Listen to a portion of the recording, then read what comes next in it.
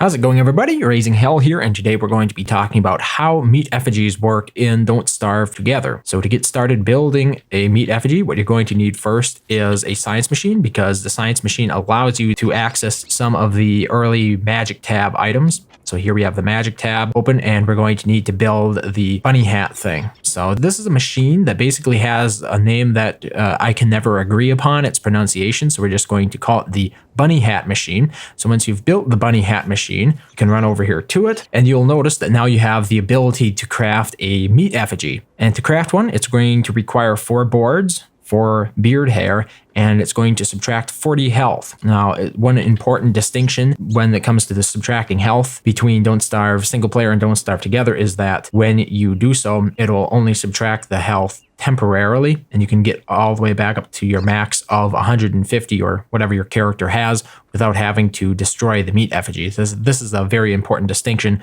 from Don't Starve single player. So once you have that meat effigy built, it will be attuned to your character, and you'll notice that in the upper right corner, right next to your maximum health, there is a little icon of your meat effigy. So exactly what is attuning? Basically, what I'm going to do here is I'm going to go ahead and open up the world builder basically again, and we're going to build a second meat effigy. So this is basically the same as building a first meat effigy.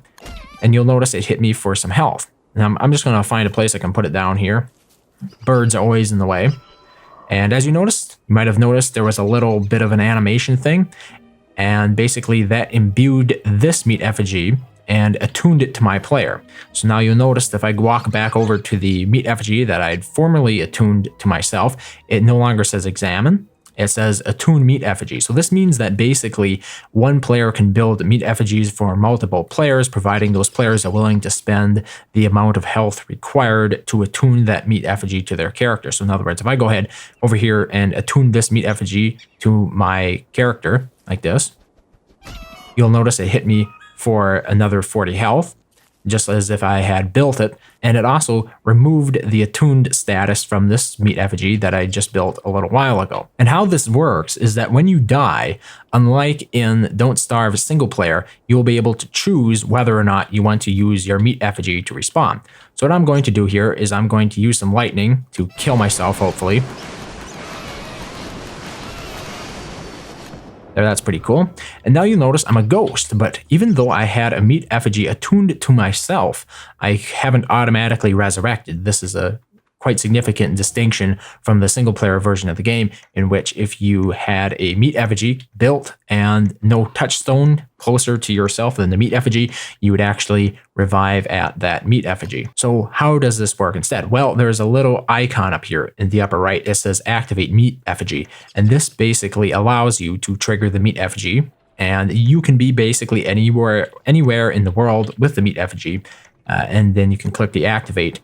And then you'll get this little cutscene here where basically your character breaks out of the meat effigy and you have been revived. Now, as you'll notice, I'm revived, but I do not have a meat effigy attuned to myself anymore.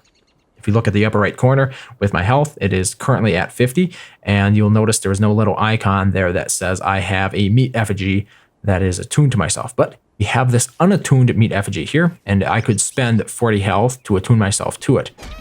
And now I'm down to 10 health. So that is pretty much how meat effigies work in Don't Starve together and how they differ from the single player version of the game.